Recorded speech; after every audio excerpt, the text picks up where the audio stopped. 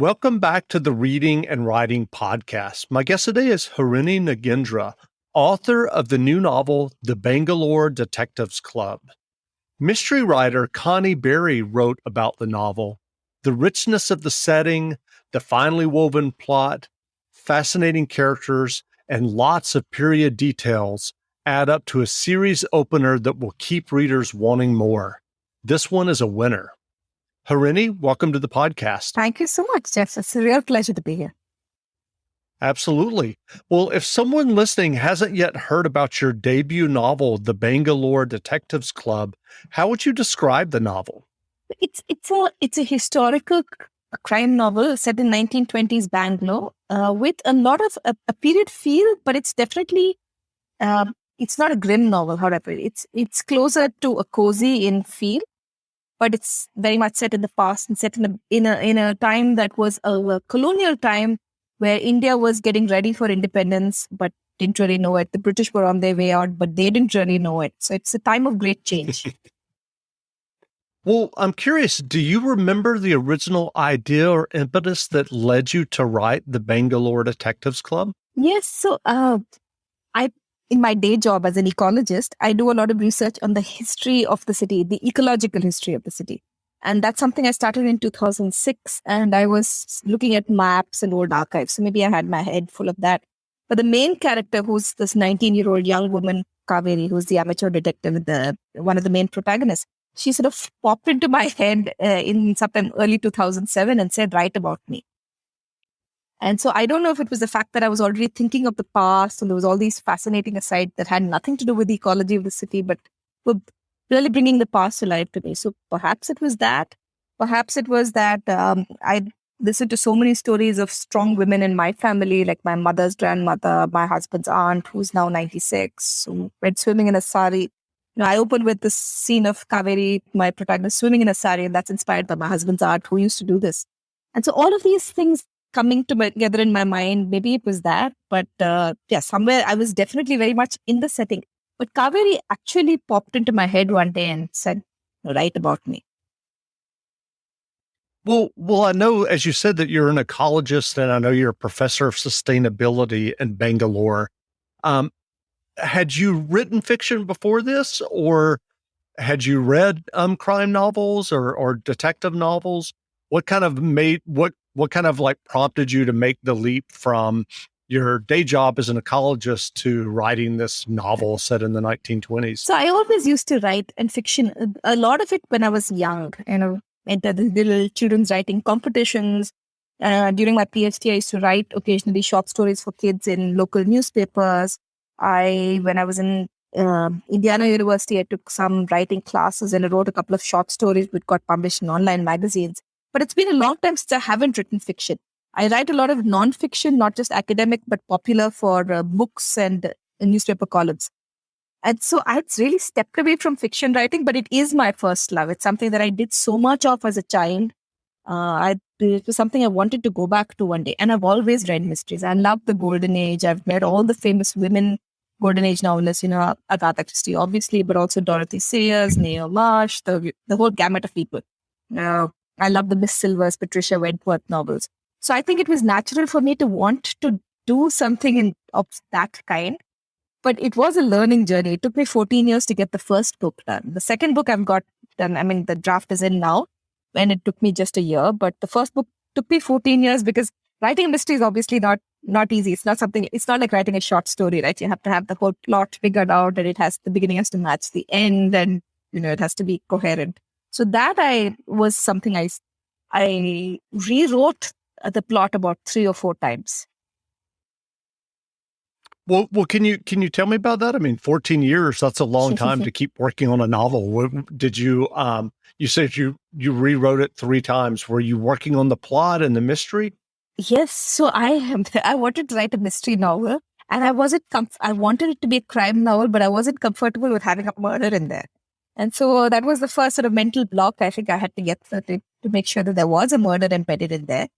But it went through a number of different iterations. And some of this is the fascination of the history, because I originally set this in 1890s India. And the reason I did that, not 1920s, was because Ronald Ross was here, and he was, of course, later the Nobel laureate for finding out malaria was caused by mosquitoes. And he was in Bangalore when the plague struck, so he played a major role in redesigning lots of Bangalore. So there's a lot about the health and the ecology of the city. And I wanted Ronald Ross in a mystery very badly. So I tried writing that. But it was such a grim time. There was plague and cholera and people were dying, and it didn't seem like the right place to create a setting with a murder of who would care about one person's death when you had plague, you had cholera, you also had famines, and lots of people died during that time. So it didn't seem like the right setting.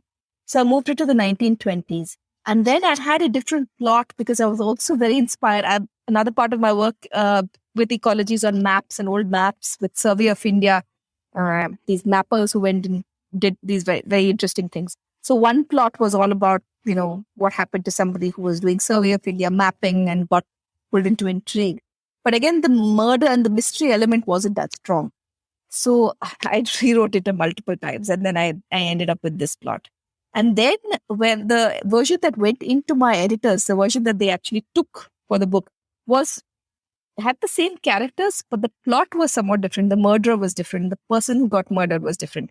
And then they worked with me. They were very kind enough they really liked the characters in the setting, but I think it was great for me to have a strong editor working with me, plus my agent working with me. And then we went through a few revisions.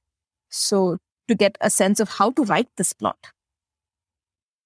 That's great. So what kind of research did you do about 1920s Bangalore as you were working on the novel? The big advantage for me, Jeff, is that I had so much research. I mean, I'm literally flooded with research because we have gazetteers, we have annual administrative documents, I have photographs, I have oral histories, I have biographies and autobiographies, I have newspaper accounts. I have so much research. It's almost like trying to figure out what to put in and what to leave out and where to take the historical transgressions. Sometimes, let's say I'm in 1921 and something really interesting happens in November, but I want to write it in August. So I take the authorial liberty of moving it from November to August. Or something happens, let's say 3 years later, and I can move it ahead or back. So those are the things I'm doing. But I know the city and I know the structure of the city because I have everything. I have the maps, I have the data, and I'm looking at it all the time in my day job anyway. So, well, you said that you talked about this process of writing your first novel, The Bangalore Detectives Club. How was it after that process? And then you said you wrote the second novel in the series in just a year. What was it like writing that second manuscript? So I realized that the editing process was so critical for me in the first book because I did the rewrites, but they always gave me the logic of, look, this part is really good, but this part is not working. And so it wasn't fix it this way. It was, here's what's not working for us. And so that helped tremendously. And when I sat down, so the second book I actually started in January. And in all of January, I wrote down the outline for the plot. And we went back and forth on that. And then I wrote the first draft of book 2 in actually 5 weeks. And then I went through 2 iterations, but not major, just fixing logical inconsistencies. And that's worked out well. So hopefully it doesn't seem like I'll have to do major changes with this one. I think it's really that learning curve. I did so much with my first book and I got such good editorial inputs that I really think I understood, how to craft this. Because it's a learning process. And I think once you understand why you do it, then you wrap your head around the how to do it. The second thing I did, which was enormously useful for me, was to join the Sisters in Crime and Mystery Writers of America, which are these, the 2 big mystery writers organizations in the US. And they have all of these webinars with authors. And I found those much more useful, frankly, than I also did some writing courses online. Not too many, but a little bit of something and a little bit of something else. And I found it was far more useful, these webinars, the Sisters in Crime Mystery Writers of America, because they're experienced authors who, when people ask them questions, they're telling you exactly what went wrong with their own books and how they managed to fix this. So one of the inputs, this is because I write so much nonfiction, and my nonfiction is always to a tight word count. Here's a newspaper editorial and you have 600 words. And if you do 620 words, someone's going to cut out the 20 words and they're probably going to cut out the 20 that for you are the most important. So I edit myself when I'm in my nonfiction writing mode to write crisp. And that was part of my brain. I had to learn to turn that part of my brain off when I wrote fiction. Because, you obviously are writing fiction for the love of the literature and the language and the correct placing of the word. And you don't mind actually if you take 3 sentences to explain something. And all the books I read on writing said, kill your darlings, if you have like 20,000 words for a manuscript, you should be able to chop 1/3 of it and get down to 80,000. And there I was with my first round of manuscript was 45,000 words. I'm just thinking if I chop off a third, I'm going to have a novella. So the second book, I figured out how to turn off that part of my brain and say, that here's my fiction writing mode, and I'm not going to keep that switch on. Hey, this is Jeff, host of the podcast. Sometimes it seems like there's just an infinite amount of information out there. And that's exactly why I love Wondrium. Wondrium is a streaming platform that offers thousands of programs and documentaries from respected experts who really know their stuff. And for the listeners of this podcast, Wondrium has a wide selection of writing resources: how to write best-selling fiction, how to publish your book, writing creative nonfiction, every day is a poem, how to create comics, and much, much more. And the best part, you can watch or listen anytime, anywhere with the Wondrium app. Download and watch or listen on the go. Explore all of your wonders with Wondrium, and your brain will love it. That's WONDRIUM.com/BOOKS. Again, sign up today at Wondrium.com/books to get unlimited access with a 14-day free trial. Give it a try. From weddings to work functions to weekends out on the town, it's always the right time to dress to impress. Step out in style this season with Indochino. They make high-quality custom-fitted suits, shirts, and casual wear, all at a surprisingly affordable price. Each Indochino piece is made to your unique measurements and specifications, so you get a perfect fit every time.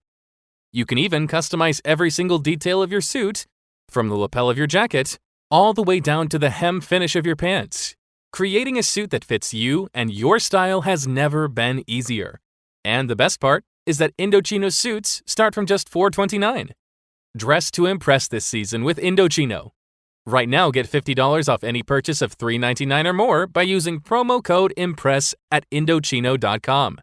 That's $50 off a purchase of $3.99 or more at Indochino.com, promo code IMPRESS.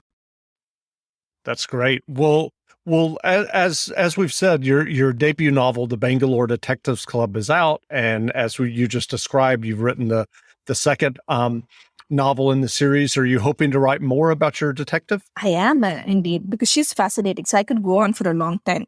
I'm fortunate that they've taken a 3-book deal from me, so I have at least a 3rd book left to write. But I think that's such a fascinating time, the golden age. Between World War I and World War II, women are discovering their freedom. The world is changing. Like I said, it's really the times are of change. And so many of the issues they're exploring are issues that resonate even today. So there's women's suffragettes. The whole suffragette movement is not just picking up in the UK and the US, but it's picking up in India and Sri Lanka. And so there's fascinating stories I'm seeing in the archives of people having these conversations back and forth via letters from the UK and US and with what they call sisters, the sisters in Sri Lanka and India. So there's so much in here that I feel like I could just go on and on looking at this in the archives. That's great. Well, given your process, as you said, it was 14 years of working on your first novel and getting it to publication. What writing advice would you offer for those who are working on their own stories and novels? I think very much to get it done first. And where I think, struggling was I would get it half done. And then I would say, no, I'm not quite sure this plot is going anywhere. And I'd start from the beginning again. And I think it seems like every writer has to know what works for them. So I realized I am well, it's always a standard discussion. Are you a plotter or pantser? That is, do you have your plot worked out fast or you first and then start writing, or do your characters are in your head and you see where that plot goes? And I'm a very much a character-driven plot person because I had the characters very clear. I had the setting very clear and I didn't quite know what they would do, right? And they had to show me what they would do. That said, I also needed a structure is something I realized because the first couple of times that when I wrote and rewrote the plot, my problem was I would go halfway and I didn't have the second half figured out. And so I'd start again. And what I think was really valuable was for me when my agent came into the picture. So Priya Duraswamy, who is my agent, is also a very good friend, actually a school friend. And she looked at the driven plot and said, give me the full book and I'll look at it. And I said, that's the problem, Priya, I've been writing it for 11 years and I don't have it. Give me a deadline. I work to deadlines. So she gave me a deadline. And so I had to give her the first plot, however rough it was. And so what I'm doing with what I did with my second one is I sat and fancyed it up through. I had my characters and I knew them pretty well by now because it's the second book in the series. But I wrote a long outline. So instead of writing the book, I wrote like a 10-page outline saying, okay, here's my first scene, here's what happens. And then from the first scene, I went to the second scene and the third scene. I think that was very helpful. So to me, I guess what helped with getting the book done to the end is I understood what process works for me. I think that's the hardest. What process is it that works for every author? They have to discover that. And once you have that comfort level, it's really, I could say that the second book was just so much easier. That's great. Well, what novels or nonfiction books have you read recently that you enjoyed? A whole bunch, I'd have to say. But for sure, Sujata Massey's entire Perveen Mistry series, which is this Bombay lawyer around the same time period my book is set. And she's one of the first women lawyers in Bombay. So that's her series for sure. Then I love Abhi Mukherjee's series set in Calcutta with a British detective and an Indian sergeant who assists him. But also a very different kind of writing. So Katrina McPherson writes this lovely series called The Last Ditch Motel, which is set in California, which has a whole bunch of immigrants and misfits, societal misfits.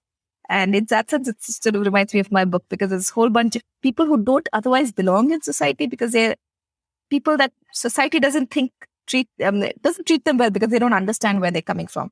But what she has is this bunch of societal misfits who together work brilliantly. And they get together to solve mysteries. So I just love that. And I love her sense of humor because I was in California myself as a short-term immigrant so my husband was doing his postdoctoral research then. And in 97 and 98, we were in California, we were in San Diego. And some of the things she describes just are so funny for me because I remember the first time I came to the US and I went to Subway to order a sandwich and all the choices they gave you. Or, you went to a Starbucks and it's like, you want half and half, or do you want this? Or do you want full fat? Do you want, etc. Do you want decaf? Do you want caffeine? Do you want it mixed? In what proportion? What cup size? And in India, you just go and you're like, give me coffee, and they give you coffee. That's great. So it's funny. It is funny. Where can people find you online if they'd like to learn more about you and your novel? My website, which is very simple, www.harini HARININAGENDRA. So that's just my name, harininagendra.com. That's great. Well, again, we've been speaking with Harini Nagendra, author of the new novel, The Bangalore Detectives Club. The novel is available now, so go buy a copy. And Harini, thanks for doing this interview. Thank you so much, Jeff. This was great fun. Absolutely. This was great. Mrs. Kaveri Murthy pulled out her oldest sari, 9 yards of checked cotton in dark brown. She felt so excited that she wanted to scream, but that would not do, so she resorted to her usual method for calming herself down, which was to make a mental list of all the objective facts at hand, which were, at this very moment, she was about to go swimming. She had not gone swimming in 3 years. Back at the Maharani Girls' School, she used to swim all the time, doing laps of the shaded marble pool in the courtyard. That had all stopped once she was married. Her mother had refused to let her entertain the notion, saying it would not do for the wife of a respected doctor to be seen in a wet, clinging sari. Kaveri began to realise there were a lot of things that a good married woman did not do. But she was in a new city now. her mother miles away in Mysore. She remembered herself 3 months back. An anxiety-ridden bride, travelling north to Bangalore to begin a life with her new husband.